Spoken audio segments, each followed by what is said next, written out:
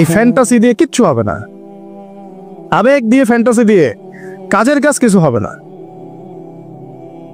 খুব আবেগ লাগতেছে, খুব কষ্ট হচ্ছে আমার ফিলিস্তিনের জন্য, খুব কষ্ট হচ্ছে পুরো বিশ্বের প্রেক্ষাপটে মুসলিমদেরকে দেখে, কিন্তু আপনি তো ইসলাম সংশোধনের দিকে আসছেন না। মাঝে মাঝে নামাজ পড়ছেন, কোন রকম 5 ওয়াক্ত নামাজ পড়লেও সুন্নাহ মাফিক জীবনযাপন করছেন না, জিনায় লিপ্ত হয়ে যাচ্ছেন, সুদ খাচ্ছেন, অর্থনৈতিক জীবনের কথা বলছি, এখানে সুদ খাচ্ছেন, ব্যবসায় প্রতারণা করছেন, রাজনীতি করতে গিয়ে আপনি তাগুতের দিকে চলে গেছেন। এক কথায় তাগুতের দিকে। তাগুত মানে আল্লাহ বাদ দিয়ে যার উপাসনা করা হয়।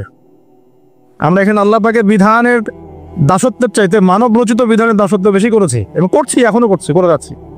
কিছু করার নাই, কারণ পুরো বিশ্বটা এইভাবেই তো ফাংশন করা। যাদের গলায় জাতিসংঘের দড়ি আছে এরা তো এখান থেকে বেরোতে পারবে না।